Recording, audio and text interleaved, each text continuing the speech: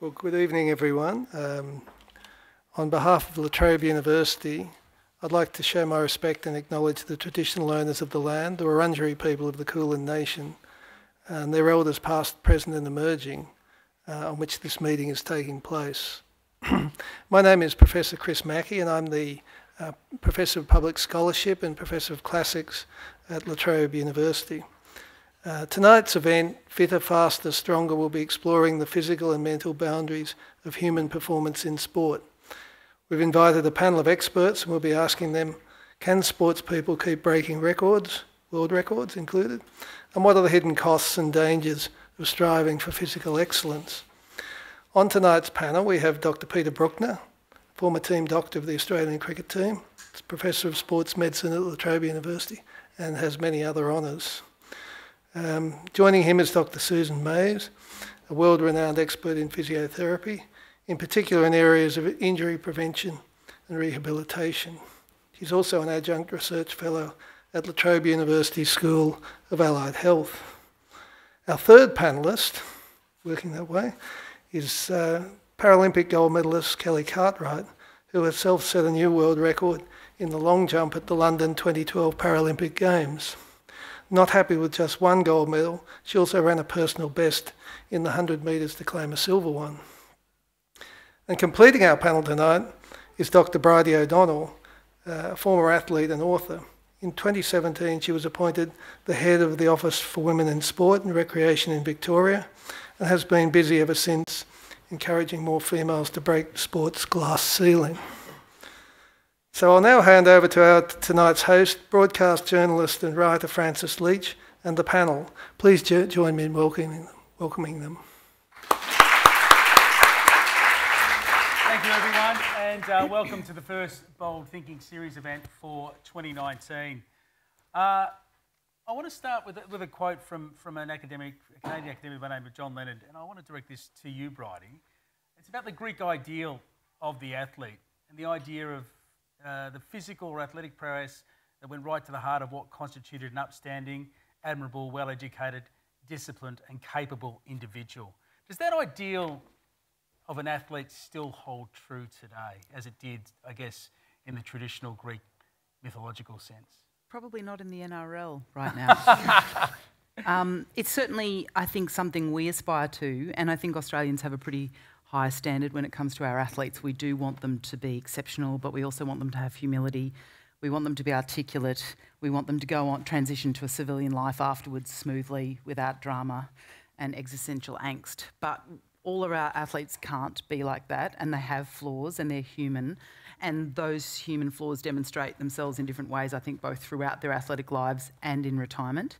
And so I think we as fans and spectators also need to determine what we want from our athletes, because for a lot of them, I think a great example was David Warner, hired to do a job really for the cricket team. And then finally, when he did do that job, which is to be a bulldog and kind of really push the boundaries, he was punished for it. And I think he seemed genuinely confused that he'd tried to come up with a solution to help the men's cricket team win. And in fact, it just brought them into disrepute. So, Peter, as someone who's been in the centre of that, and you've worked at sport at the very highest level, as Professor Mackey said, with the Australian cricket team, with Liverpool Football Club and with other professional clubs, but also very much a student of sport and I guess the virtue of amateurism through the Olympic movement. Those two things have a natural tension, don't they, about the pursuit of sport for the ideal and the pursuit of sport now as an act of commerce. Yeah, that's very true. And I think in the ideal world is the Greek world, where everything is done for honour and glory, and you get a wreath or whatever, and same with the Olympics. I mean, when I was growing up, the Olympic idea was very, very amateur. In fact, you were disqualified for the Olympics if you took, $10 for a, train fare or something, and that was that. And I guess, I'm old and boring these days, but I mean, to me, that was the glory days really of Olympic sport when it was truly amateur. Unfortunately, we've seen the effect that money has on sport, as soon as a sport embraces money, if you like, you have all sorts of issues. You're more likely to have drug issues, you're more likely to have corruption, and so on. So, in a way, that has spoiled sport a little bit. And but I think it's really up to us as the sort of sporting community, if you like, to try and ensure that amateur ideal is maintained, despite all the money that's thrown around and so on. And it's quite a challenge, I think, to maintain your sort of principles and your ideals when there's so much commercialism and money around. Do you still see elements of that in the sports that you've dealt with? That there's that flickering flame of the spirit of sport still alive amidst? Oh yes, definitely. I mean, people, when it comes down to it, well, we used to be able to say at 2 o'clock on a Saturday, but when you're actually competing, I mean, people are competing for the love of it and for the competition and wanting to win, and for those, that period of time, whatever it is, they're not thinking about money or anything like that while they're actually out there. But there's a whole lot of other influences on it. But yes, the amateur spirit is still alive, but we don't just talk about elite sport here. I mean, there are thousands of people in our community, and I'm involved in amateur football, for instance. And I mean, it's a wonderful institution. There are thousands of people playing amateur sport at a high level, a serious level, every weekend. So it's not just that very small group of people who are playing professional sport, being paid a lot of money and all the issues that go with it. But there's that vast majority of people, like people in the audience and all of us, who are playing sport because they love it and they love the competition, they love the camaraderie, they love and sport teaches you so many lessons in life. I mean, I think I know that a lot of the corporates out there, the first thing they ask is, have you played team sport? Because team sport teaches you about life, about working with other people and so on. So there's so many lessons to be gained from sport. But sometimes, as you say, that right at the very top, that gets forgotten, I'm afraid. It's good to be able to keep the faith. Kelly, when you were breaking your world record, that would have been foremost in your mind, wouldn't it? It was purely for the love of competition. I thought you were going to say money, and I was like, definitely not money in the Paralympics. No, I'm not sure if I'll see that in my lifetime. Not, yeah, look, definitely it was. I think for me, it was, I mean, it still sounds a little bit money hungry, wanting to win a gold medal, but it's the pinnacle of sport being in the Paralympics or Olympics. And I think you only have to go back to maybe even the Rio Games or the London Games and the Olympians are great and things like that. But when you look at the Paralympics to an elite sport, say AFL, we don't have the drugs in this, I mean, probably drugs in sport, but we don't have the muck-ups, we're not on TV, we don't get the money, the funding. We're lucky to probably get $10,000 for what we're doing for the whole year. So we all have to have a job, we all have to work full-time on top of that. So I think you'll find that Paralympians and athletes with disabilities, and probably amateur sports as well, they're there more for the love of it. So they appreciate every little bit that they get. They appreciate every dollar they get, every bit of airtime they get. So I guess that's where it comes from. They're just there for the love of sport. So you can see the difference. And hopefully it's gotten a lot better since 2008, my first games, and hopefully in the next 10 years there'll be a lot more money thrown at them, maybe not too much, but so they can stay in the sport. I'm interested also in the idea of athletes and being a professional athlete or a high performance athlete, and what it means for your self-identity, your personal identity. When you were training at the peak of your performance and striving for that goal, did it become all-consuming? Did being an athlete become your whole identity, or how do you strike that balance between the athlete and the person? Yeah, look, I know a lot of athletes struggle with it. I struggled a lot when I had to unfortunately give up sport due to injury, so I prematurely had to stop athletics. I struggled so much with my identity. I struggled calling my mum and telling my mum that I'm potentially giving up sport, because I thought that's all they knew me for and all they wanted me to do. They were my number one supporters. I saw myself as Kelly the runner, Kelly the athlete. My coach told me where to be every day, what to eat, where to train, what was my next goal. And then all of a sudden I didn't have that. And I think that's why it's so important to have something else going on. And I think at the time I was for this 4 years gap, we wait 4 years to go to an Olympics or a Paralympics. My aim was to get a medal, and that's all I saw. And I think going back now, hopefully I'm going to compete in other games, I will do things differently, and I'll make sure that I have an identity outside of sport. Running athletics, AFL only lasts for so long, and if you get so consumed in it, and we've only seen that so often on the TV, AFL players or sporting people who just don't know what to do afterwards, they get themselves into trouble. So I know now, I've learnt from my lessons, that I will definitely do things differently, and also just make sure that along the way, you sort of talk about things other than sport as well, so people don't just throw things at you for who you are with sport. I'm now recognised as a public speaker, a disability advocate, all those things, and I'm lucky that I've done that. And a dancer too. yeah, maybe not that anymore. But Stuart, I imagine it's similar for people in the world that you work in ballet, which is incredibly demanding, and also, in a way, it's a path that you choose from a very young age. That's right. So you sort of get enveloped in a particular world, and I guess your worldview will be shaped by your experience, so all you are is a dancer. Exactly. How hard is that, and how is that a good balance to have? I think it's that whole concern about early specialisation. So, you know, these kids are doing it from 5, they get into a full-time school at 11, and that's, again, all that they know. They spend every moment within that same bubble, and they really don't get out of it until potentially they're injured. And so I think, you know, that early specialisation is such a concern because, like, dancers will end up not doing things like netball, which we all sort of grew up doing. I mean, that's something that has developed in these last years where, you know, when we were kids doing ballet, we were still doing all these other activities. So they miss out on that socialisation aspect that absolutely, the team, yeah. So it's much the same as that you're, you know, the same situation where they're from a very young age right through, and then when they get injured, you know, what have they got? So another part is actually getting them to do some education whilst they're actually still performing, and it's amazing how they can fit that in. But, you know, getting them to uni, a lot of them are going to La Trobe to get some subjects under their belt so that when, you know, if they do get injured, you know, they've got something to fall back on. Because most of them haven't had a very strong, you know, academic schooling as well. So there seems, Brody, to be a bit of a dichotomy here. Being involved in your local club and playing amateur sport and making those connections and developing the resilience that comes with winning and losing and training and, you know, being uncomfortable training, that's all good. But it sounds like being an elite athlete is actually unhealthy.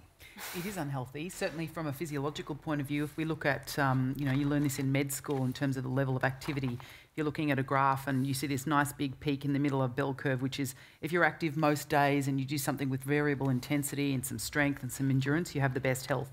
If you're completely inactive, you have terrible health. If you're ridiculously fit and you're a marathon runner with 2% body fat, you're getting colds all the time, you're getting muscle strains. So you're kind of like this delicate little baby that needs to be nurtured. When I was racing professionally in Europe as a bike rider, all the professional male athletes would train and then they go lie down. There's no junk miles, they're monitoring everything they eat. So the lifestyle is actually quite oppressive, and exactly as you described, Kelly, you're completely focused on your thing and everyone around you is focused on your thing, and if they're not focused on you, you get rid of them. So where's the joy in that? Well, there's not. And I think the hard part is, and there's the assumption that people make about the life of a professional athlete.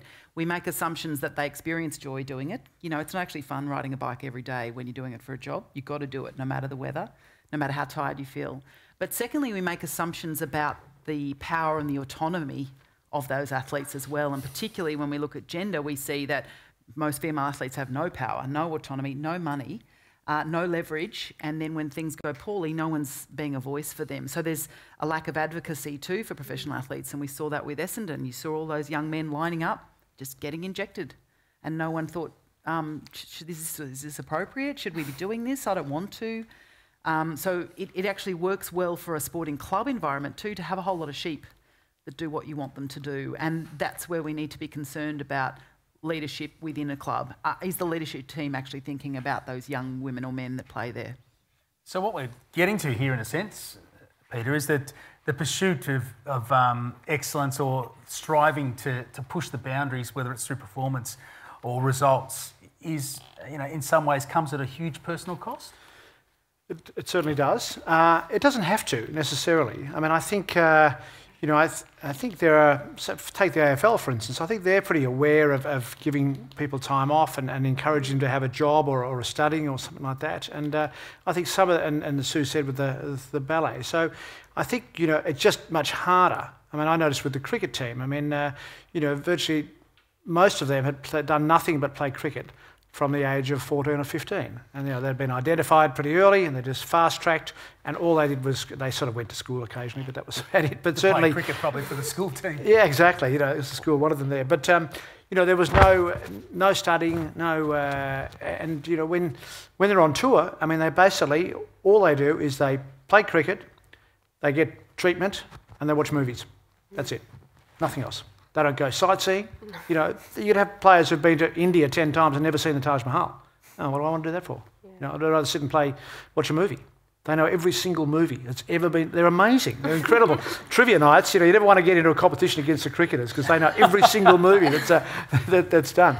But, you know, that was a real eye-opener to me. You know, so what drives them? Because that sounds like the idealised life for many of us growing up would have been to be an Australian cricketer. Oh, I'd have loved to. Yeah, absolutely. Yeah. Would you want that life, though? Yeah, well, I mean, I think it's, you know, it seems very and as you know, you mentioned, it seems very glamorous.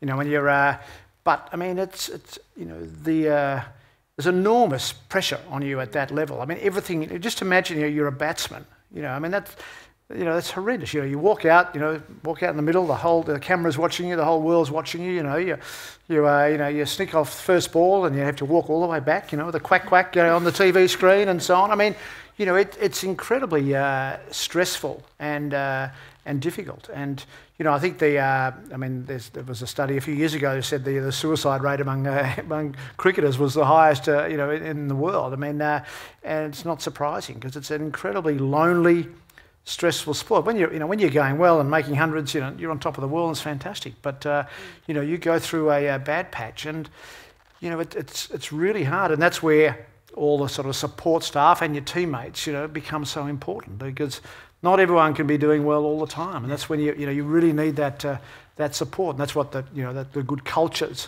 are, and you know, it's why the culture of a sporting team is just so important. It's supportive culture, you know, helping people and so on. So that's why I always think, you know, you're better off in a team environment. That, you know, if you're an individual sport, you know, I mean, there's no one helping you. I was going to ask Kelly, as an athlete who competed in a team, like you're part of the Paralympic team, but really when you're out there, you're competing on your own. How much harder is it to you know, be able to find that something extra to be able to push yourself without that safety net of maybe, you know, your teammates around you? It is hard. There'd be days where there'd be maybe two of us on the track together in our training group or myself, and I think everybody as well assumes not only is it a glamorous life, but we want to be there every day. We don't want to be at home eating ice cream and drinking wine. Sometimes that's all we want to do. So to get yourself out of bed and get you to training is hard, and I think that's where it comes between the elite athlete and not an elite athlete. I think there's something inside them that just drives them to be there. Ask you, what would you say was what drove you? You know, I find that question really hard. Success, I want to win. I don't know if that's about everybody else, but for me, I wanted to win. I went through something at a young age. Obviously, I lost my leg at 15, and I think getting back into sport changed me. Like you said before, it gives you an identity. It opened so many doors, and it made me have a purpose. So that in itself drove me. You know, as well as proving to my parents that, you know, life's okay, I'm going to be okay, and if not, better than okay, and compete at the world stage. But it is hard. It's hard being an elite athlete. It's hard being isolated. I did it the wrong way, completely the wrong way for 4 years. What do you mean? I was just surrounded by the support network. My other athletes, my physios, doctors, coaches, which were all fantastic, but I think it's so important to have a support group that don't even give a crap about sport. My friends from back home couldn't care less if I won gold or, you know, went to the Paralympics. They were there for me no matter what, and I think I didn't see them as much as I should have. I needed to step away from the track when I was away from there and focus on friends and family and other things, and that's what I didn't do. So for me, the drive came with, I wanted to win, I wanted to succeed, and I think I was always a very competitive person. Other people might have different drives and different reasons to be in sports. Some might not even want to be there at all. But yeah, there was just days where, you know, you have goals as an athlete, and in life you set goals, whether it's a big goal, little goal, and if I got to that athletics track or I got to that competition every weekend and realised that I didn't put in 100%, I'd be so disappointed in myself. So you've only got yourself to blame at the end of the day, and you don't want to disappoint your coach. You don't want to let them down. They're turning up to the track. So you've got people that rely on you. There's many different things. There's not one moment in me that goes, that's what drives me. There's just lots of different things that add up. You know, I want to throw this over to Brody and to Sue, because I think we're getting to something interesting here, because we are talking about, you know, higher, faster, stronger, and can, you know, human performance go to another level. But at the core of it is something more ephemeral about human spirit and drive, and what drives a particular type of person to want to make those sacrifices, to maybe put themselves in some sense in a place of peril because it comes at other costs. Brody, you as a former athlete, you must know a bit of that drive as well. It would be different, as Kylie said, for different people, but there's something innate about those that do go on to break world records, for instance. And I think partly it can be a drive to prove others wrong. You know, Lance Armstrong is a great example of a person who, doping aside, was clearly about proving the world wrong, that he was going to tell them that their disbelief in him was incorrect and he could go on to win races. And others are about proving people right. Yep. But secondly, I think the issue is around motivation, incentive, arousal. Anyone who watched the Nike 2-hour marathon project, you know, they tried to do everything they could to facilitate breaking a 2-hour world record, which wasn't even a real world record because they were at low altitude. They had a V of pacing runners. They had a car in front. All these sorts of things were done, and the 3 best male marathoners in the world, and they got close, but they didn't get there. And one of the things they talked about later with Kipchoge is they were saying to him, "We'll tell you the day that you're going to go for the marathon because we need to choose the right weather and the right circumstances." And I was thinking, as a person who has broken a world record, I needed to have the day in my mind. I didn't want to have to wake up every day and people go, no, not today, maybe tomorrow. How do you focus on absolutely giving everything if you don't actually know when that's going to be? And athletes need timeframes, they need information to focus, to have the right arousal so they're not anxious or low, or that their mood and their sense of purpose are there exactly as you described. And we see athletes overcome adversity all the time. Riders who crash, break a bone, get back on, runners who fall, footballers who are injured and they continue on. That can't be measured yet. We're not measuring that. We can measure the higher, faster, stronger and the vertical jump, but we need to be better at measuring motivation and will, passion. Do we have any metrics at all for that? No, that's why people like me don't get gold stars at talent identification. And Peter Anthony, another great example of an Australian Olympian who was ranked 29th in his school for rowing, went on to win gold medals in Olympics and World Championships because he's got a whole lot of this. And I think particularly the stuff like what happens when it gets hard, does the athlete keep trying?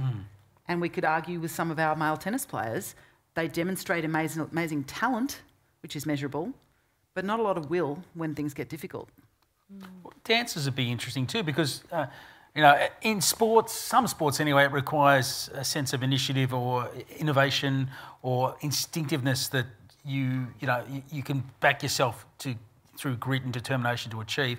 But I guess, tell me if I'm wrong, but dancing is so technically proficient and relies so much on training and being specific. Those elements might be cancelled out somewhat. Are they or are they not? Well, I think, one of the challenges with the dancers is that it's not, looking ahead to one situation. I mean, every night they have that, I've got to perform at my best, 8 shows in a week. And so there's that constant, and it's impossible to do your best every night for 8 shows. So, there's often that disappointment that they haven't been at their peak. So they've just got that, the people that have that drive, and I think it really varies. I don't think there's just one type. Yeah. So we can get the dancers that perhaps don't have all the facility or the technique, but they've got this incredible drive, and they'll get, often get there in the end. And there might be people that have got all the, all the optimal sort of facility, but just don't have that amazing drive. And I think, it does really show up when they're injured, because it's often their attitude to that process. But most of the time, if they've got the great attitude to getting through an injury, they'll actually come out of it even stronger than ever. So I think it can be a time where you can turn it into a bit of a positive. But I think it's such a range of people. So if we are talking about pushing the barriers and, going beyond what we now consider to be world's best, I had a look at some, I know that you'll probably know this, Peter, because you are a walking Olympic history encyclopedia. Luther Carey from the United States, 1891, ran a 10.8 to win the 100-metre dash. Usain Bolt's world record stands at 9.58, run in 2009. So that's a huge improvement over that century of performance.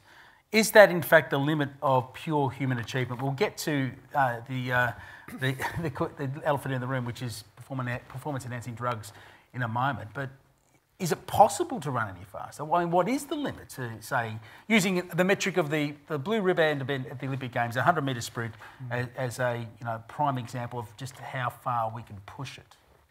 Well, I think history shows that we've continued to improve ever since we started measuring times, ever since we started racing back in 1896 or whatever, the first Olympics. And, you know, people think, oh, you know, no one will ever beat Usain Bolt's record. Of course they will. You know, there'll be another, the next Usain, it won't be Usain Bolt now, but it'll be someone else comes along who's built even more amazingly, you know, mechanically than Usain Bolt, who has the benefit of you know, the best training, the best nutrition, you know, all these, and we're getting better at all those things very, very slowly, but we're getting better at everything every year, and we know more about training, and you know, so I think we're always going to improve, just that the increments will get smaller and smaller and smaller, you know, and a lot of these barriers are psychological too. I mean, remember, you know, you and I, Francis, we're very old. We remember the 4-minute mile, you know, and you know, everyone said no one will ever run a 4-minute mile. And for years and years, people kept running, you know, 4 minutes 02, 4 minutes 01. No one could break the 4-minute mile. And then one person broke it in very sort of artificial circumstances, because he was the Englishman, not the Australian, so we'll blame him. But then almost immediately, the Australian guy, John Landy, broke it by 2 seconds, and then everyone started breaking it. And they didn't suddenly become physically better. They became, that barrier, that psychological barrier was broken. And so I think there's a combination of there's both the physical side where we're getting slowly better, but there's also, I think the big room for improvement is in the mind and the psychological aspects of overcoming pain, overcoming negativity, and so on, enabling your body to maximise its potential. Nothing embodies that more than Paralympic sport, Kelly.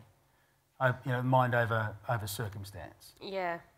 Look, I think with Paralympians, we not only have to turn up to the track every day and focus on our bodies and our trainings, but we all have a disability or something that we've overcome to deal with as well. And, you know, in my case, it was whether my prosthetic leg was going to fit me that day. And there's many times that I couldn't train properly because of my leg, because of how it fit, the technology behind the knee or the foot. And going back to what you were saying about running faster and faster, there's always this controversial subject about whether, obviously, Paralympians will be able to run faster than able-bodied, and not only does come down to mine, that comes down to prosthetics and the different kinds of disabilities. We have athletes, you know, you've only look at Oscar Pistorius, which I'm sure you guys are quite aware of for many reasons, but he competed in the Olympics as well, and he pushed and pushed and pushed because he wanted to push past that barrier, and they finally let him in. They're not letting a lot of other Paralympians into different sports just yet, but those themselves that want to do it and want to compete have the ability to do it. I'm in two minds. I know we're going off subject a little bit about this, but Paralympians want to push further and further and further, and not only because they want to earn people's respect a lot more, I think, than other athletes, but they want to prove something, and they want to prove to the world what they're capable of. And I think that's where we have to look at Paralympians and think, you know, look, I'm sure you guys are aware of Kurt Fearnley, how much he pushes himself. You know, I watch him train, and I just don't know where he gets his energy from, where he gets his strength from in his mind. And it's not only to do with his disability, but from a young age, I remember him being told no, no, no, and that was all about him proving them wrong. And yeah, I think athletes, Paralympians with disabilities have something a little bit more in their mind to push through past those barriers. You would see that from the dancers too. You mentioned 8 days a week. You know, there's no chance to recover from a performance, or like footballers might have a game review. You just got to go back out there and do it. Yeah, so is there a particular mindset, or is there a particular character that thrives in that environment, or is it? Well, I think we really often underestimate what the human mind and body can do, and I think you know, we can inadvertently set up fear and set up limitations to people. I mean, injury, you know, can be a key thing, and I think we need to be careful about, you know, really some of the language that we use with people, you know, with regards to some of the, you know, injury and structural changes. I mean, it's amazing. Give us an example, Sue. Well, I mean, you can have quite an arthritic hip, for example. You can get an MRI that shows a whole lot of damage, but we know that with, you know, good education and strengthening, they can still achieve incredible things and potentially be pain-free. So we've done a lot of research on this where we've, you know, looked at MRIs of dancers and athletes, and nearly all of them had some kind of damage in their hip. You tell someone, you know, they look at this MRI, you tell them about this damage in their hip, and psychologically that's going to put up this terrible barrier and fear. So I think fear is such a key thing, and it's fear of pain, is really, and fear that they're going to push their body and damage it in some way. Whereas the body is very resilient, and with good strengthening, it's amazing what they can achieve. So in a way, we're talking about not just training the body, Brody, but training the mind to push the body, like getting that balance right. I've been really interested watching, epic endurance events over the last couple of years. We saw the Indian Pacific Wheel Race was a bike race where riders took off from Freo and were riding across to Sydney, which ended in 2017 with tragic consequences. The leader of the race was killed on his bike by a motor vehicle. The person coming third in that race, though, was a woman, Sarah Hammond. She's won race across America and other races in Europe. And you think, what's it feel like to ride on a bike for 16 to 22 hours every single day for weeks on end?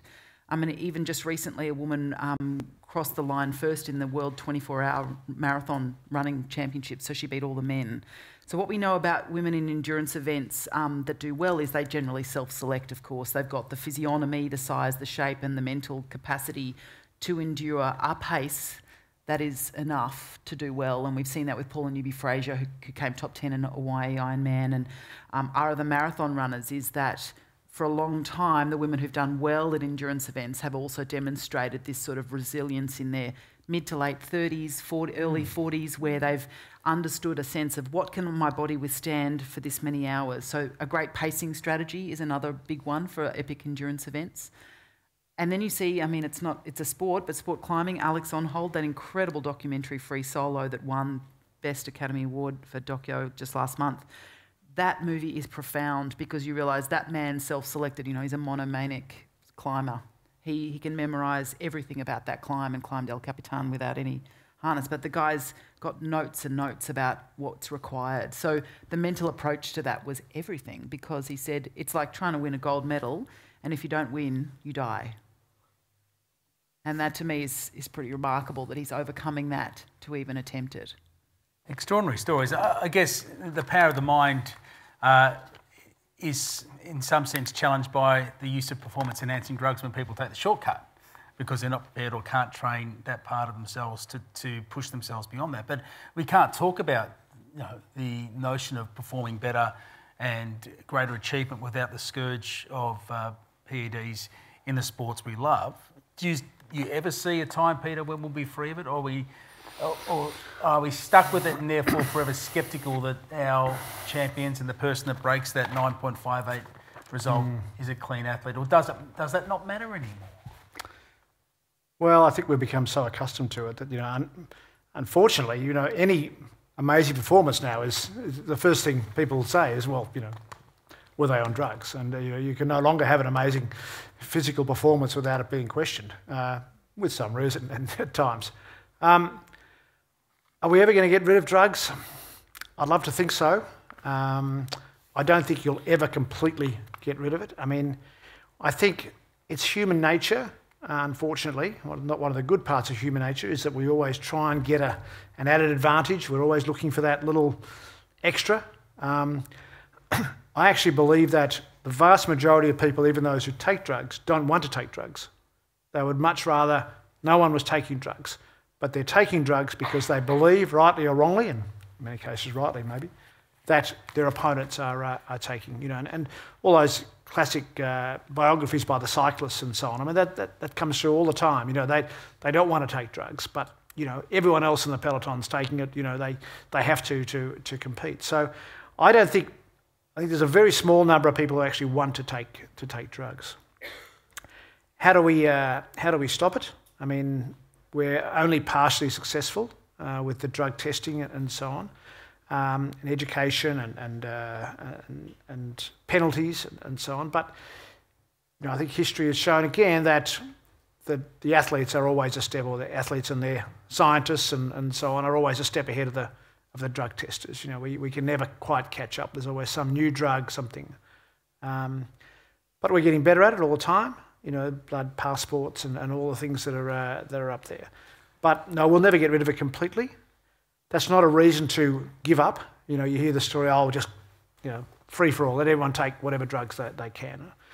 And to me, that's the end of sport. I mean, it's just the best chemists and the best, people who've got access to the best drugs are going to win. And I think I would lose interest in elite sport if that were to happen. But it's up to all of us, I think, is just to really keep working at making sport drug-free, and that's penalties, but it's also a philosophical it's a philosophical education position, sort of isn't thing. it? Yeah. Kelly, it's a philosophical position you must take as an athlete to compete clean in an environment where not everyone might be. And so, even as a Paralympian, you would have had to. That would have crossed your mind at some point, wouldn't it? What, to take drugs? No, to know that maybe those that you're competing against have, and you might feel dispirited. And what's the point if I'm going to be competing against a drug cheat because I'm immediately at a disadvantage? Yeah, I'm in two minds. With athletics, with drugs as well, with athletics with parasport, there's also different kinds of disabilities and people fake disabilities as well. So there's that whole different ball game of I'm more concerned about that in athletics. You find people that, they can only do so much when they go and get tested for their disability, levels of amputation, levels of cerebral palsy, vision impaired. And that's one thing that we have to deal with, I think, in athletics more so. I'm in powerlifting now, and drugs is so much more obvious in this sport than it was in athletics. It's very hard for me to understand. I'm the athlete getting tested. I'm the one they knock on the door getting tested. So I don't understand. I never understood until being in this sport how many people can get away with drugs. And a lot of countries that do it, and I can name a few in powerlifting, they are always on top of the leaderboard, no matter what. And I'm talking by 40 kilos, and that's a huge amount in powerlifting. So why'd you bother competing if that's the case? What keeps you going? For me, powerlifting is a whole different ball. If I was in athletics, maybe I would feel a little bit different. I was number one in the world. If someone came along and I had this huge feeling they were on drugs, I'd be very put down, very disappointed, and maybe I would potentially think about giving up, because for me, my goal, my drive was wanting to win. Yeah. I love the sport that I'm in now, and I see my teammates who are up there and never going to win, well, these athletes, and we can sit there and say they're definitely on drugs, and you can almost bet your life most of them are, and unfortunately, a lot of them get away with it, but the sad thing is as well, after an event, is they usually get picked up maybe a month or two later, and these people that have got on the podium no longer get on the podium and have their moment and their medal because they're tested afterwards. And like you said before, I think a lot of athletes want to do drugs, but in these countries, especially in the countries in powerlifting, I've never, it's a lot bigger, actually, a lot more athletes turn up to these events. A lot of them are from such poor countries that if they win a gold medal and they get told they do these drugs, they get about $5,000, $10,000. That is a huge amount of money for them, and that is the reason I believe that the poorer countries are doing the drugs in that sport. Yeah. Because to be a Paralympic hero is huge for them, and that's why you see, I think, that those are on top of the board, and they'll always be there until we can find a way of beating it. And if I'm understood, I'm not completely aware of the drug testing in other countries, but they don't have it like we have it. They don't have the funding to test them as much. So when they come to our events, even though we test them here, they've somehow cleaned themselves up, or they've trained all year on all these elite performing enhancing drugs, and they come along to a competition and they're clean. So I don't know how to win it. I don't know how to get over it. But if everybody had the attitude of what's the point, then there'd be nobody in the competition. And I think we all know deep down that we're doing the best we can, and we know sort of hopefully who's on drugs. Yeah. But it's interesting, if I take it back to the top right, and we talked about that idealised image of the athlete, what the Greek perception of the athlete was of being upstanding, admirable, well-educated, disciplined and capable. Are we in the post-athlete era of sports competition, that they are competitors and they're physical specimens, but are they really athletes in that sense, in the classical sense? Well, and maybe they're assets now. They're assets for teams, they're brand influencers, they're trying to make hay while the sun shines, and we've seen that affect athletes positively and negatively. Social media has changed earning capacity of particularly lower profile athletes who are physically attractive or who have a brand that could be associated with a particular company.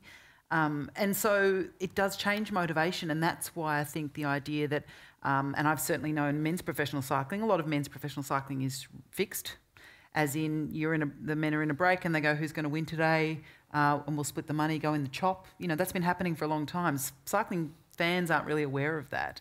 So there's a lot of guys that are riding every day of the year that aren't doing it because they want to do it or they want to win. It's just a job. And I think that understanding that, and for a lot of disillusioned young athletes that come in thinking, I'm aspirational, I want to do this, I want to be great, I want to be an upstanding human, make my family proud, they can get a bit of a shock to the system to find that it's not always like that. And then what we see up the other end, and there's been some pretty amazing interviews with athletes like Lauren Jackson, Matthew Mitchum, is, as you described, that transition out of the bubble when suddenly people don't value me for being amazing with a basketball or amazing on a diving board anymore, what am I good at? What am I for? And no one claps when I walk in the room. No one cheers for me, and I've just got to do boring tasks in a cubicle somewhere.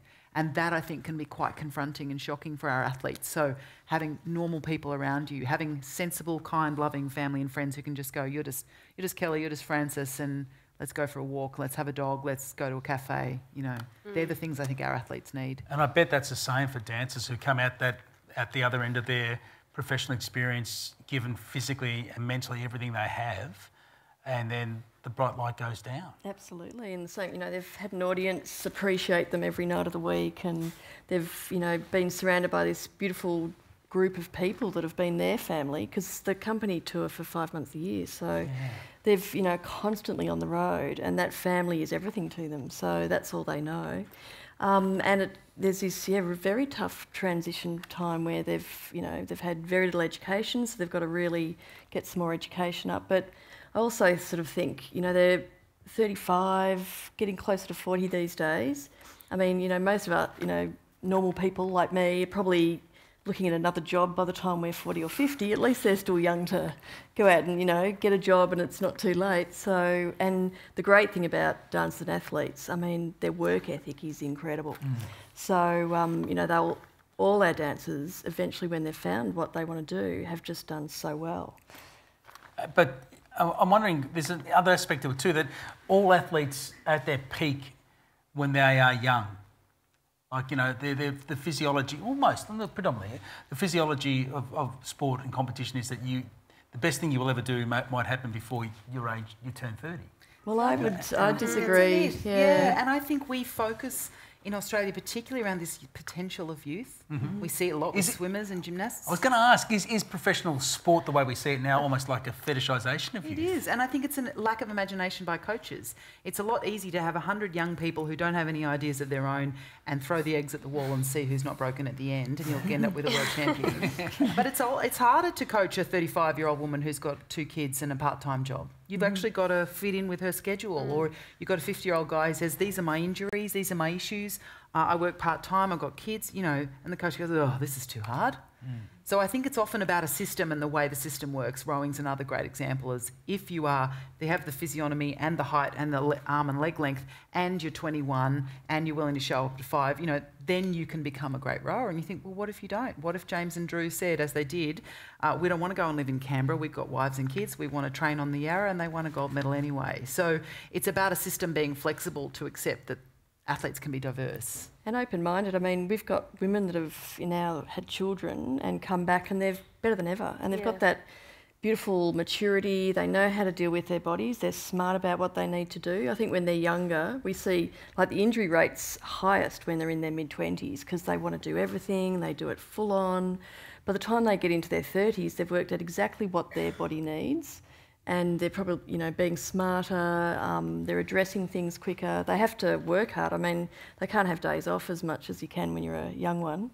But, you know, they've got that artistry which they can develop too. So I think it's, our mature dancers are, you know, really, and now they're getting into their 40s.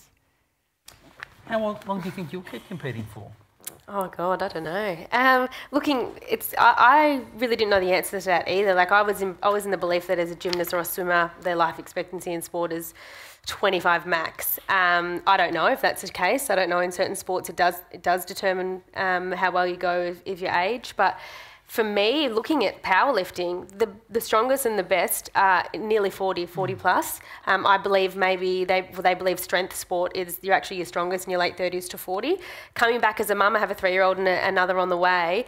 I don't have the time to train in athletics as much as I did. I was training twice a day, 7 days a week. Powerlifting's a little bit different on your body. It's once a day, but a couple of hours.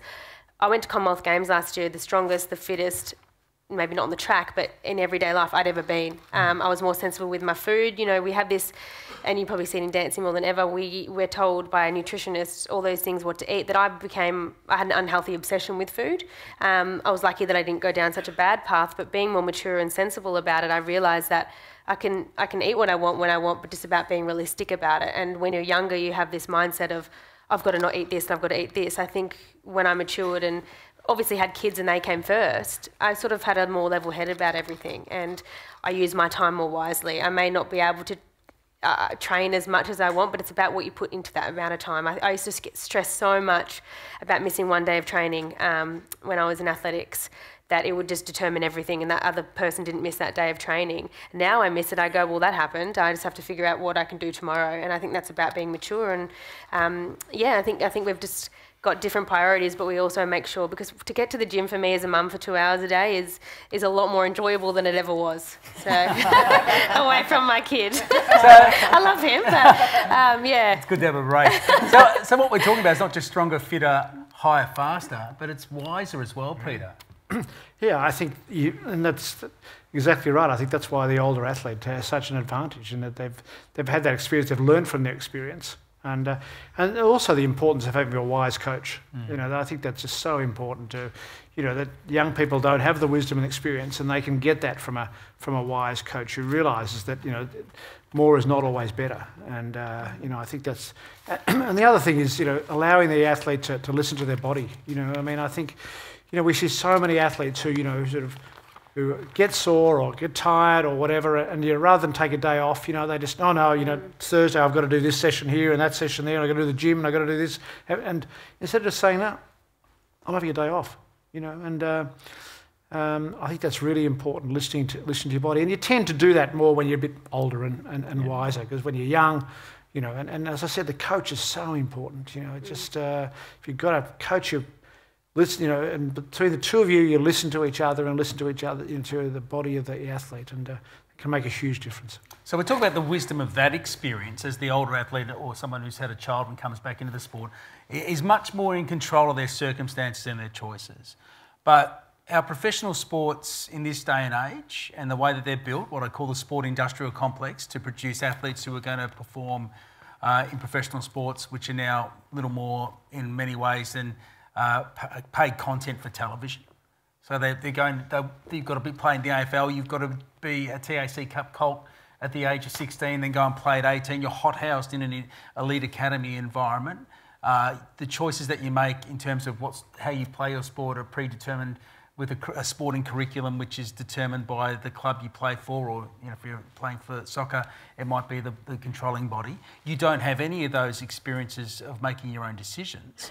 Is that hothouse academy culture, which has become predominant across all our sports, detrimental to creating healthy, well-balanced athletes? Are we in fact poisoning our finest athletes with a culture of high performance which produces maybe great results but not great people? I think it's athlete specific. So there are some athletes that can cope in that environment, maintain their integrity, they thrive, and then when they leave, they're okay, they survive.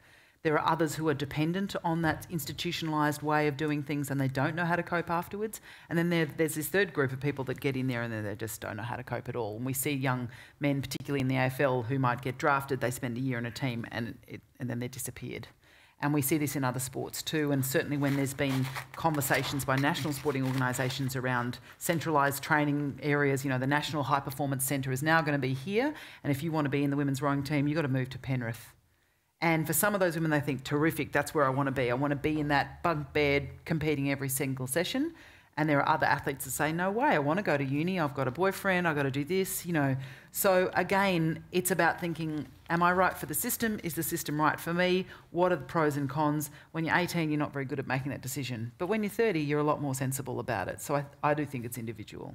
What about, because it would be the same in... Yeah, we have the same setup. I mean, I think it's, again, very individual, but it's how, you know, the time spent there. I mean, really, to survive in our company, you kind of really need to survive through the school. So we see the dancers that come out of the school, which is, you know, they're in there from the time they're 11, actually come out just so resilient. I mean, obviously there's been some that have not coped along the way, but the dancers that come out, you know, have really got great resilience. They get great education. So it's dancers that we get in that perhaps haven't been through that system that do actually struggle more. They've often worked individually. So from our point of view, it is a great way to really, and we also sort of cross-pollinate a lot. So the medical team that work with the school, we've got a lot of crossover. So they're already getting a little bit of exposure to the company. We're in the same building, which is fantastic, so they get to see what's going on. So for us, it actually works really nicely. But we are talking also about what can occur from that. And we've seen this numerous times in recent years, is that those pressures become too much, and the mental health issues surrounding high performance sport have become very public. I mean, they've probably always existed, but now, in a good way, we're identifying and dealing with it. Yeah, it's certainly very prevalent. I mean, mental health issues are enormous. And they did some surveys a couple of years ago, and there was something like 10% of Australia's elite athletes had considered committing suicide. I mean, you think, wow, these people, they're at the pinnacle of their careers. They're playing professional sport, being paid to play sport. I mean, God, that's your dream when you're a kid. Yeah. I used to dream about it every night. Just never had any talent, but anyway, it's what you dream of, and yet. There's enormous pressures on these people, the pressure to succeed and so on. So we've got a major problem, and I think, to be fair, sports are getting better at identifying that. The very fact that people can talk about it now, I mean, people like Wayne Schwass and so on have done a wonderful job, to service to sport in general by talking about these things, by bringing them out into the open. So it's now okay to talk about those things. So that's really really important. And that's why, again, that team environment, that culture of support is just so important, when they identify that people are down. And so, I think we are getting better at it, but it's still a massive issue. And, we've got to get even better at it, I think. And I imagine the experience of that is very different for men and women in terms of the challenges that they would face through their lives. I mean, did you go through a period where that was an issue for you, or did you see much of that around you? Look, for me, I was never in a team sport, even though at the end of the day we go away and train or we're at a competition. But I was at the AIS, and I was very fortunate that I had a great coach and support network in my town, so I didn't have to move too far away from my family or my friends. But there's a lot of people that I saw come through the system that at the AIS they thrived. They're number one in the world. They have got a great team. And I saw half of them that were so talented quit because they couldn't handle it.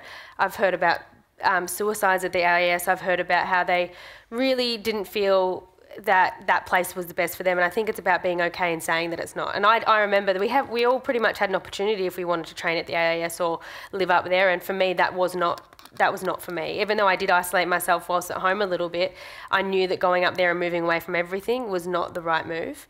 I've seen athletes move there, like I said, and thrive. Some athletes did complete their sporting career, and they ended up hating it altogether at the end and having nothing to do with sport. So I think it depends on the athlete and about saying and putting your hand up and saying, no, that's not for me. But also it's changed in the last 10 years of the states are really starting to focus on their own institutes of sport. The VIS now is all you need pretty much. You don't need to sleep there every night. You don't need to be there 24/7.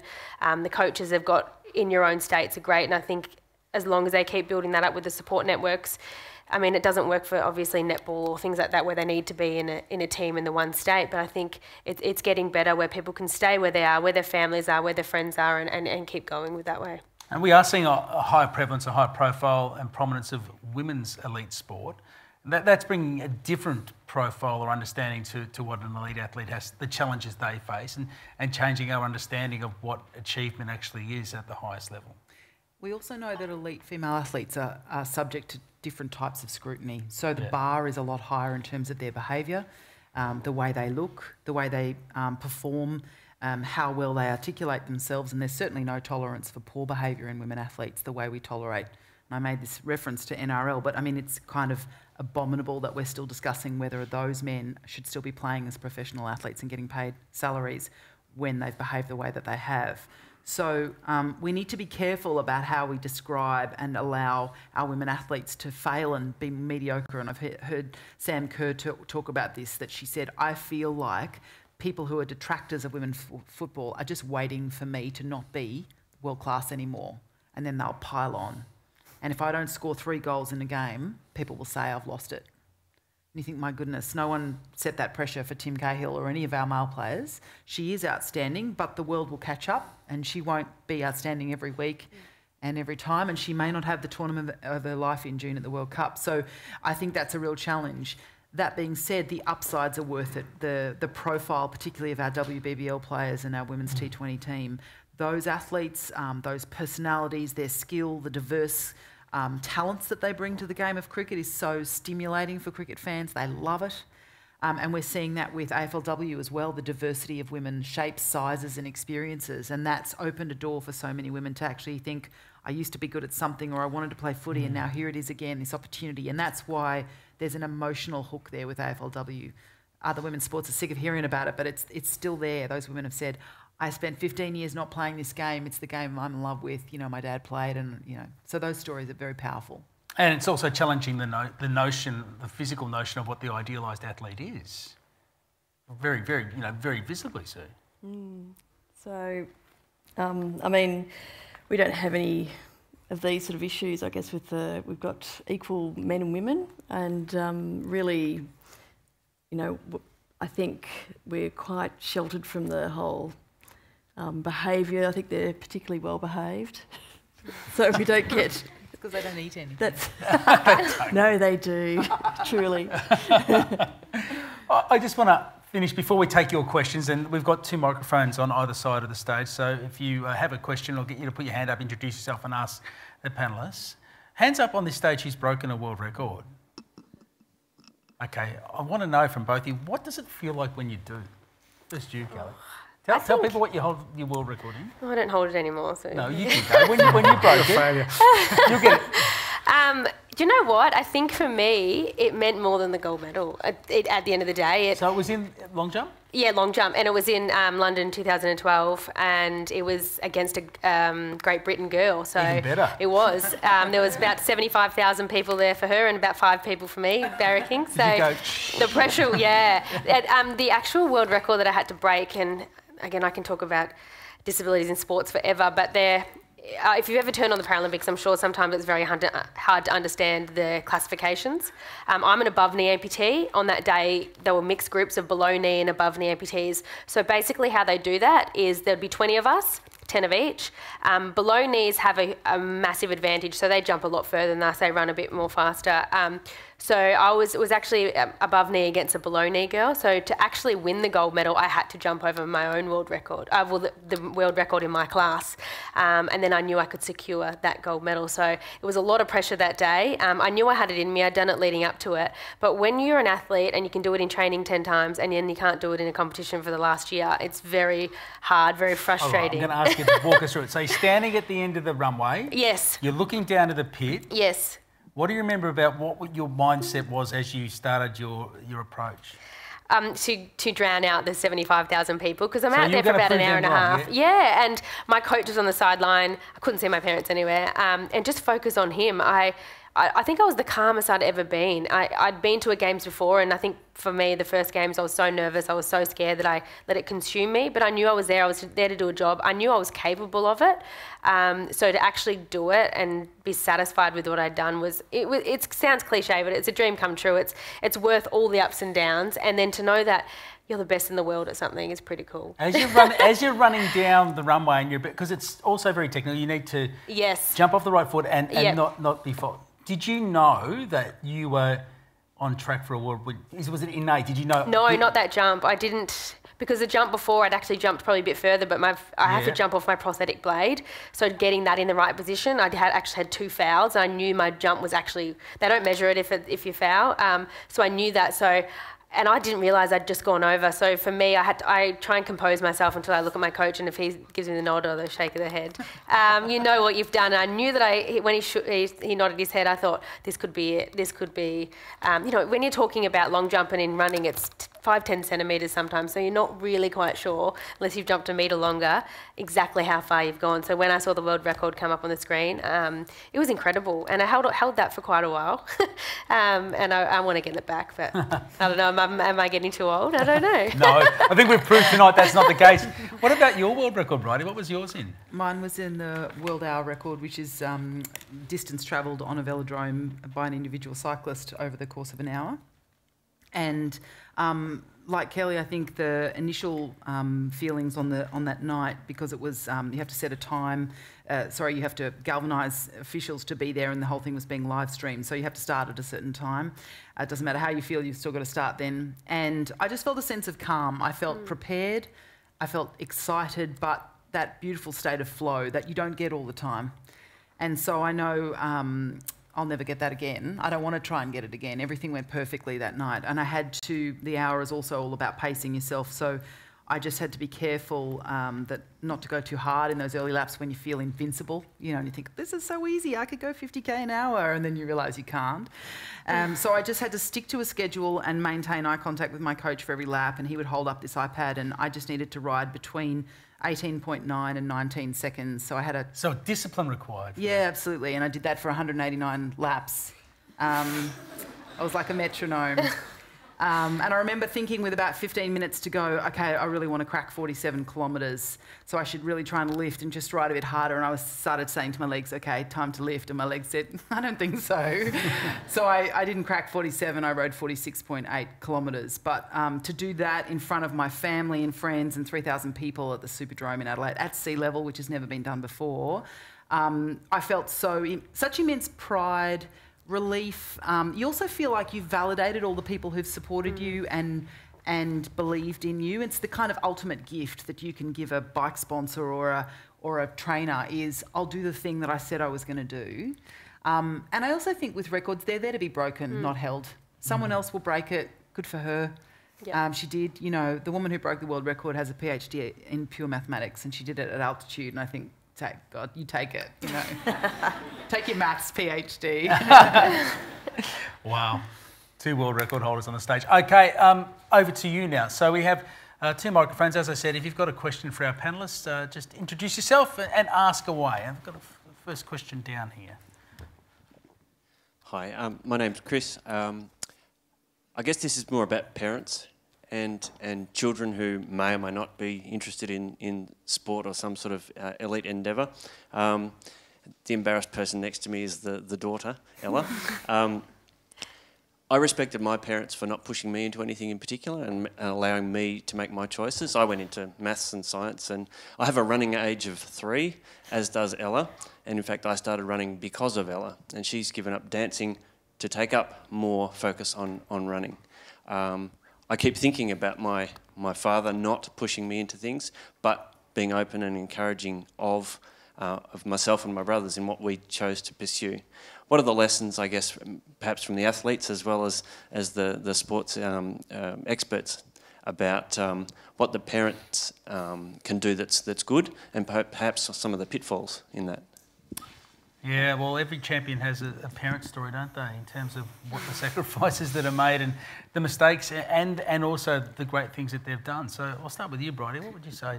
So I think the key to any great athletic ability is to pick great parents. And I picked great parents in that they were like your parents. They had no aspiration for me to be an athlete, and they just wanted me to give my best. And I was a completely mediocre athlete as a young woman, as a primary school kid. And that taught me to do lots of things, to fail, to have a plan B, to try harder, to cope with disappointment, all of the things that I actually think helped me go on to be a great athlete, but I just didn't become one till my 30s. But the other really interesting point is we held an amazing summit last year as part of my work on the International Day of the Girl, where we had 100 girls in a room and surveyed them about why they play sport and what they love, what they don't love. They're all athlete girls aged 13 to 15. Parents are the number one thing they hate the most about why they play sport. The number one thing they want to do is have fun and be with their friends. And they say that the most embarrassing thing or the worst thing is parents screaming from the sidelines, is parents monitoring their training, asking them if they won or not, which team did you make, why didn't you get selected, do you want me to talk to the coach? And these are girls that are actively engaged, let alone girls that aren't. And very similar for young boys, and we see pretty bad behaviour by parents on sidelines. It comes from such a good place. They want their kid to win because they think winning makes the kid happy. But actually the kid just wants to have fun and be with the people that they like. So as a person with no children, I can give you some parenting advice. Do you want to talk to that as well? Yeah, look, I'd say my dad was a little bit pushy, not too bad, but the reason I actually got into sport was because of my family. So it was important on one hand I grew up in a very sporty family. I wouldn't say so much now. They're all full-time smokers and I'm not, so total opposite. But growing up, it was very important for them to be fit and healthy, but they didn't go over the top. They didn't push me too hard, but I didn't really start elite sport and serious sport till I was a bit older, so I didn't have the opportunity for mum and dad to sort of start getting too involved. I was sort of driving my own ship when it came to having coaches and all those things, so I can't really say that they were, you know, too pushy in that aspect. But I have seen firsthand parents get involved in a lot of young athletes coming through the Paralympic ranks, and they're going to be the reason their child quits, or the reason that a lot of people in the sporting industry make it hard for their child. And that's what's really sad, because that child just wanted to, first of all, when they're that young, they're not really there they'd love to win, but they're there to have fun and see their group of athletes or basketball team or netball team. So I think it's really important to step back and ask them what they want, how much they want you to be involved, and not say, I'm going to go do this or I'm going to get involved, and really just there support them. And not push them too hard to keep going. I've seen too firsthand that I know that athletes don't want to be there, and the only reason they're there is because that's what they think their parents want. And it wasn't until I quit sport where I realised that my parents didn't give a crap where I was #1 in the world, or as long as I was fit and healthy and happy. Yeah. You'd see a lot of that with dancers too. I think, what's really sad is, you know, often we see kids with injuries and you really come to realise that it's actually they're just trying to get out of it, and it's the parents, you know, they just don't want to disappoint the parents, because they've invested so much money. Often the families moved to Melbourne to be with their kids. So there's been this huge, and all the other kids in the family have given up their lives just to support this one child. So there's this huge amount of pressure. And often, you know, the injuries that they have are due to that pressure. It's not really, because of the ballet. So it's, enormous amount of pressure. And I think if you spoke to the professional dancers, they would say, you know, you don't really have to be pushing it till well into your teens. I mean, some of our professionals didn't start until they were 13 or 14, and men even later. So I think, bottom line, if you're going to make it, you're probably going to make it. You know, they've got that special skill that obviously it can be developed, but I think that early start doesn't really can be dangerous. Any more questions from the floor? We have a question down the front here.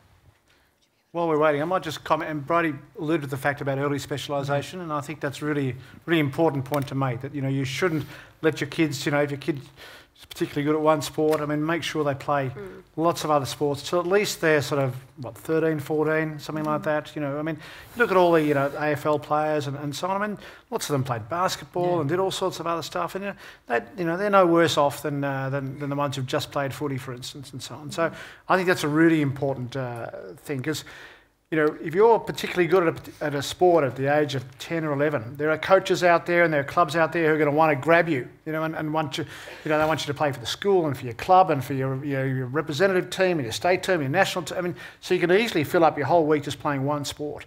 And I think, you have to actively make sure that that doesn't happen. And for as long as you can, keep the football or playing cricket in summer or whatever. I think that's really important to listen. Sorry. No, it's okay. Great.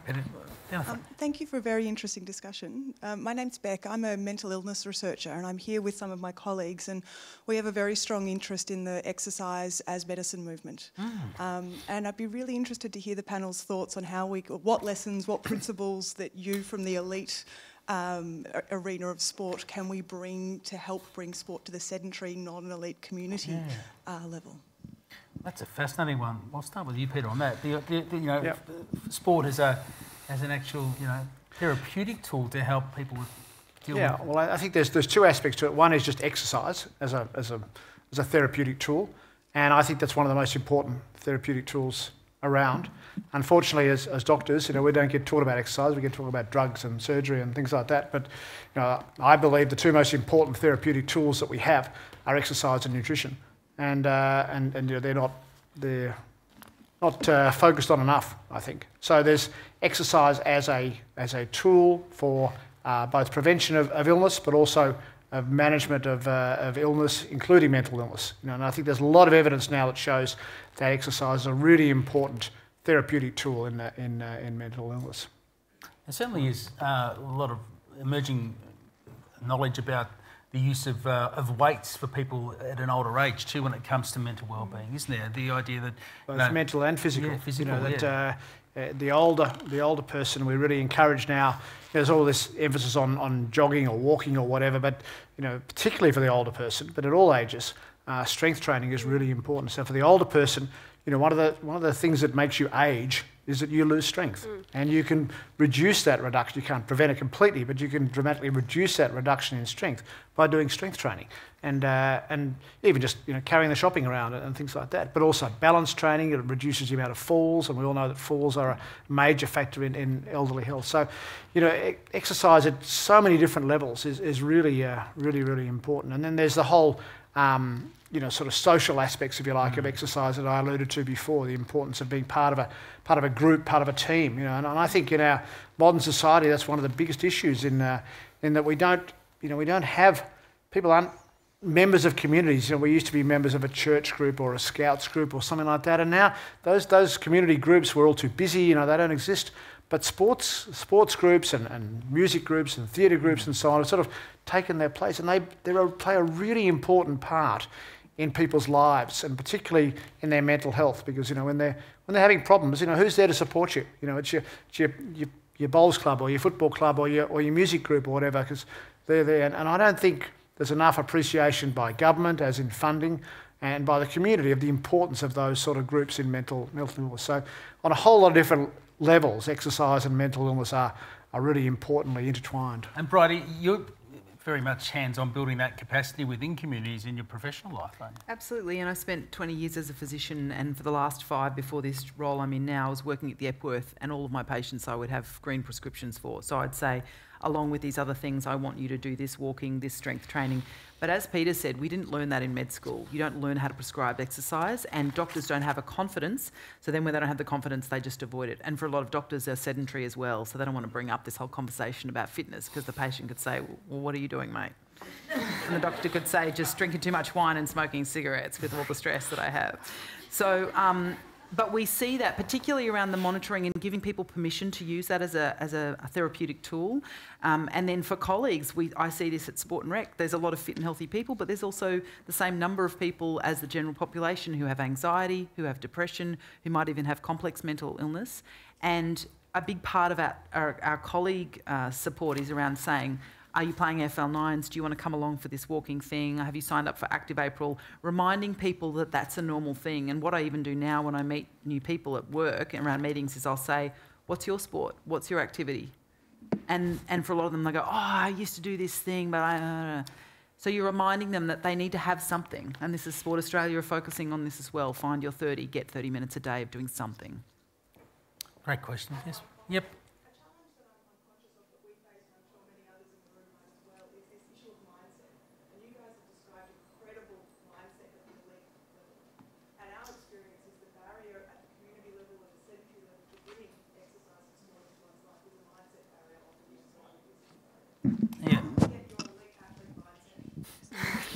So for those that didn't hear, the question is about mindset and breaking the barrier when it comes to, in the wider community, people believing that they can actually achieve something from exercise. And also, I guess, the idea of being uncomfortable and dealing with uncertainty, because to get anything out of sport or a sporting experience, you've got to put a bit of yourself on the table. You've got to risk a little bit, don't you? Well, I'm sure, Kelly, you felt this when you changed sports. You're back to being a novice again at something. You're not awesome at it. I think possibly having lived in Europe and America, you get to see sometimes what the Australian culture looks like. And one of the challenges I think we have in Australia is that we think, if I'm not going to be gorgeous and tanned and lean and beautiful and a gold medalist, I'll do nothing at all. We don't embrace mediocre because we think mediocre is a bad word, or average is a dirty word, when in fact what we all need to be doing is just being active in an average way most of the days of the year. And so celebrating that middle ground of just doing something, being okay at it. Men are a lot better at doing that. They rock up and play club cricket, they play club footy until their 40s and 50s, and women drop out of competitive activity for all sorts of competing reasons. But This Girl Can, the ad campaign that Vic Health have relicensed, is all about stop worrying about what you look like, judgment from other people, and just do stuff so you can get red in the face, get sweaty. Yeah. Yeah. I think it's about, as well, we have to remember that not everybody wants an elite athlete mindset. Not everybody wants to go to the Paralympics or the Olympics or go and play sport incredibly well. I think it's about finding something that suits them. I mean, I know I don't want to do certain things in my life, so I think we have to sort of take a step back. And of course, it's important for someone to be healthy, but making things more accessible to people. You know, I remember the first time I got out of the car at the athletics track and I was like, where's the group of one-legged runners I can go run with? And there was nobody. You know, so it took me a good 5 times to get out of the car. And it's changed now. Disability is more on the front step and we can see it a bit more in the media and where we're going. But I think it's about making people feel comfortable where they are, whether they're, you know, overweight or they're different cultures, disabilities, mental setbacks. I think we need to make sure that we're not pushing them too much into something they don't want to do. And a little bit of activity here and there is better than nothing. And I think that, yeah, just making people feel comfortable and we're getting better at awareness. We're getting better at making more things accessible. And like you mentioned, one of the things I step outside my comfort zone a lot and sometimes I'm shitting myself and I don't want to do it, but to show people that it's okay to be different, it's okay to not fit that perfect mould and be, yes, I'm an elite athlete, yes, I've done that, but I'm also somebody who doesn't fit the perfect mould on social media or on TV anymore. So I think it's just really important finding where those people fit in situations or in sport. Yeah, if that makes sense. I think just the important thing is finding an activity that people enjoy. Yeah. You know, it doesn't have to be a sport, it's just an activity. And it might be walking with their friends. You know, if you can do it with other people, that's even better from a mental health point of view, I think. You know, so the ideal thing is doing an activity with socialisation. And I think that's really... But, you know, there are people who hate walking or hate riding or hate, you know, I mean, but you can usually find something that someone likes, or you can convince them they're going to like something. They like the company, so they'll do it. Have we got some more questions? We've got a couple more down the front. So we'll go to this gentleman here, then the lady just behind in the next row. Hi, my name's Dixon, and the panel, everyone covered a lot of ways, you know, athletes find ways to be, you know, like fitter, stronger, like find ways for that advantage. So I compete and train in Taekwondo, and one thing that's very widespread and common practice is weight cutting, which is another way they gain advantage. So I just want to find out, so I know, Kelly, like you do powerlifting now, so I'm not sure whether weight cutting is prevalent in that as well. Explain to us what weight cutting is. So weight cutting is when like competitors, especially in combat sports, they try to lose weight leading up to the fight. So maybe a week or 2 weeks out from the fight, they'll try and shed mostly water weight, and so that dehydrate themselves, starve themselves, try and lose sweat, running with a jacket or going to a sauna, and so they can cut anywhere from 10 to 12 kilos from their normal body weight. So they're already fit and very lean, and they can drop 10 to 12 kilos up until the day they weigh in. And after the day they weigh in, they just drink all the water and replenish all the fluids back into their body. So I just want to find out from like everyone on the panel, so what's your opinion and thoughts on weight cutting and using that as a way of gaining an advantage in sport, in combat sports in particular? Yeah, look, I went from athletics to getting skin folds, and for me, I didn't find that relevant at all. It didn't. Obviously, if you're severely overweight in athletics, it's a problem. But for me, I didn't think that had anything to do with your performance on how skinny you were. I was actually one of my strongest and fittest when my skin folds weren't right down. Going into powerlifting, yes, I have to make weight. I compete in the under 50 kilograms. But I've come into sport a bit later, and I can see it changing already. I've seen nutritionists that are 50-50. My coach doesn't believe in weight cutting unless you're sitting maybe 1 kilo over, 2 kilos over. He believes you shouldn't be in that weight class. You should go back down. You don't want to be cutting weight 10, 12 kilos 2-3 days out. Even the water cutting is very, very dangerous. And that's where you basically drink litres and litres of water for 4 or 5 days leading up to an event, and then you don't drink anything the day before. I'm sort of in the mindset now is I maintain a healthy weight. I don't water cut, I don't weight cut. I may be 1 kilo over a week out, which is just really changing minimal things. I've seen it in the Commonwealth Games with some boxers and things where they actually were so far over where they were running up and down with 5 jackets on, and their performance was completely ruined when they got to that. So I can't comment on the physiology side of it, but it's actually steering in a way now where they don't believe you should be so far out of your weight class, because it really does impact on your performance the next day. And being powerlifter, we actually get weighed in 2 hours before an event. We don't do a day before. So you can imagine if we're depleted and haven't eaten a thing and we're competing in 2 hours, our performances are not going to be as great. So yeah, I can't comment too much on what that does to your body, but I've only seen it firsthand how bad it is. It doesn't sound like a great idea. We've got a question here. Hi, my name's Jacinta. I'm actually a bariatric nurse specialist. So if I could prescribe exercise for all of my patients as a pill, I certainly would. But my question's actually around how do we create a positive club culture, especially with all these issues we're seeing now with in the AFL and the NRL at the moment. How do we encourage positive club cultures, and especially from a community level up? Oh, well, can I talk to that? Because I've been involved a little bit in the development of women's football in the last 4 or 5 years. I've worked at 2 AFL clubs with their women's teams, and also have seen it at my local amateur football club, the integration of women's teams into community sport. And I think a wider representation of genders and a diversity of cultures and identities within sporting clubs is the best way to actually change the culture of clubs. I've seen incredible things happen in the amateur football ranks with the I was even last night. I'm involved in a game on the weekend with the Irish Association and the amateur footballers, and they're having. I'm involved with the Victorian Amateur Women's International Rules team, and there's a men's game on at the same time. And both the men's and the women's teams last night were trained together, and we dined together, and it's completely revolutionised, I think, and will continue to revolutionise the culture of those sports. I want to make it clear, I'm not saying that we are putting the onus on women to change the culture of men's sports, because that's not fair and it's wrong. But I think that the fact that women are asking for their fair share, Brody, in terms of resources and opportunity, will inevitably change the culture of sport, because the clubs will hopefully reflect the greater good of the wider communities from which they come. And for a long time, maybe they didn't. Some clubs did, but they were never really a true reflection of those communities. I think increasingly that's what we're going to see.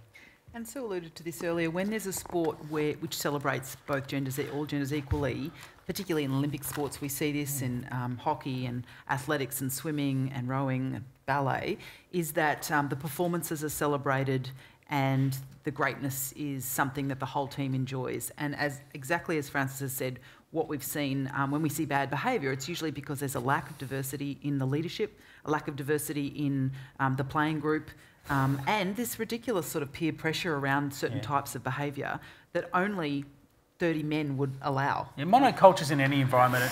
No, but really, I mean, you're sending videos around to impress your teammates, to do something that completely violates the respect of another human being. All I can think about that is a desperate need to be liked by a new young man in a team, by older men who are putting pressure on him. It's weird. And women don't do that. Women behave badly in other ways, but they don't behave badly in groups of 30 people. They don't pressure and bully each other to do things that are uncomfortable or illegal. Yeah, I mean, like Francis, I'm involved in amateur football, and it's been the best thing that's happened to amateur football is the women's clubs women's teams becoming part of clubs. It's changed the culture, and it's having a fantastic effect, I think, on it. I think the important thing about developing culture in a club is leadership. And unfortunately, leadership is a very rare commodity in our communities. But if you have good, strong leadership in a club, then you're going to have a good club. And that's not just leadership on the field, but leadership off the field. And that's why the volunteers that are so important. Your club president, your club secretary, and all these sort of people. If they're there for the right reasons and they're good people and providing leadership and as role models to the kids, then you're going to develop a good culture. And so it's so important. Have we got time for one more question? I think there's a couple. There's one up the back. I think we'll go. Fella's got his hand in the air. Just put your hand straight up so we can see it. There we are. Hi, my name's Graham Turner. I'm English, you might tell from my accent. For the last 2 years, I've worked in high performance gymnastics for Australia. I'm new to gymnastics. Lots of things you've talked about very pertinent to gymnastics. But putting that to one side, I just wondered, so this is an Englishman wondering about Australia, really positive in relation to the opportunities they're opening up for women's sport in Australia. I still have trouble understanding the way that AFL or VFL works, but I can really see the cultural attraction. But I wonder, for Australia, is that an issue in relation to depleting your chances at the Olympics with regards to transfer of athletes, or doesn't that really matter because it's up to the individual what they choose to do? I think that's a great question. We've seen that with young men, particularly where the appeal of playing NRL or AFL is greater than being a 200-metre runner. You're going to be more famous, make more money, have a greater community, and we don't hold up our athletes in minority sports or Olympic sports very often, and we do it every 4 years or so, and we go, oh, wow, isn't he terrific? But you can see why there's been that appeal, and certainly we've seen women players from basketball shifting across to AFLW, for example. That's not to say they can't do both. We're seeing great cross-coders, and that comes with great leadership and support by coaches. Elise Perry was playing football and cricket up until just very recently, both international. So I think it's a little bit about the athlete and what she or he can withstand and tolerate and what their desire and appetite is. But I also think that Australia's still probably got a little bit of a hangover from Sydney Olympics, where we felt like we won everything. We invented the Institute of Sport, we had a home Olympics and we were terrific, and we're still measuring ourselves by that. And what we're seeing now is probably smarter people in high performance in our national sporting organisations who are saying, let's not try and win everything, let's target performances and the best athletes and not try and fund everyone. And look at where we can win medals. Be more strategic the way New Zealand is, heaven forbid. But New Zealand win more gold medals per capita than we do, and they're much more strategic about their investment in particular sports. Yeah, I think you're absolutely right about the sporting landscape is going to change for women. I mean, I think more and more women are going to play AFL and cricket because of the high profile. There's opportunities to make money. And the other thing is they can play with their dads. And, they generally don't play hockey with their dads, and the dads don't know much about netball. Every junior AFL women's team is coached by a dad, whereas they don't coach netball, they don't coach hockey and so on. So I think a sport like hockey, for instance, which is, you need a pitch, you need a stick, it's dangerous, there's hard balls. I think that's going to really struggle to compete with AFL. I don't think that's necessarily a bad thing. I mean, the main thing is that girls are playing sport. But I think we're going to see a massive rise well, you're already seeing it in AFL women. I mean, you see just as many girls having a kick at half-time at a football match now as you do blokes, which I think is just fantastic. And that's only going to get better and better. Same with cricket. So I think it will change a little bit. I think the Olympic sports, as Brody said, they're struggling with men. There are 1,000 AFL players making, an average of $300,000 a year or something. There's how many Olympic athletes in Australia are making $300,000 a year? I doubt there's any.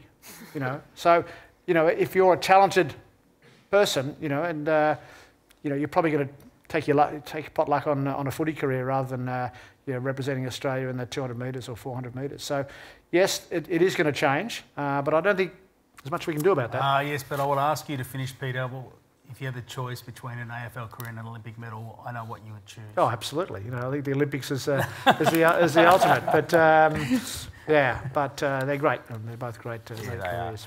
Hey, this has been fun tonight. Thank you for coming along. Can you please give our panel a big round of applause?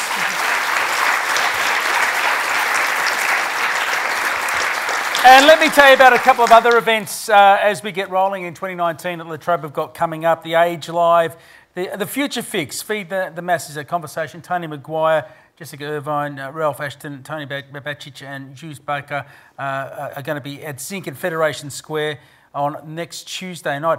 Thursday the 4th of April, this is a really important one for people who do live in Australia's interior. Dry It Out, the future of inland cities. It's an important conversation that's happening at the Mildura campus of La Trobe University at the Brian Grogan Lecture Theatre. Emma Germano, Julie Redner, Mick Keogh and Ross Lake are going to be talking about how we irrigate and how we use that most precious of resources, water. That's Thursday the 4th of April in Mildura. Then on Tuesday the 9th of April, so that one comes quickly off the back of that. Does Australia have a serious racism problem? This will be a really interesting one happening here. At the Village Roadshow Theaterette on Tuesday the 9th of April. It's the La Trobe Debates with Dr. Tim Suthaposame, Tim Switzer and Emeritus Professor Judith Brett. So that'll be a lively debate presented by the Ideas in Society program. But go to the Bold Thinking Event Series page at the La Trobe University website and you can pick up all the details if you want to come along and grab some tickets for that. Thank you for being here at our first one for the series this year and we look forward to seeing you next time.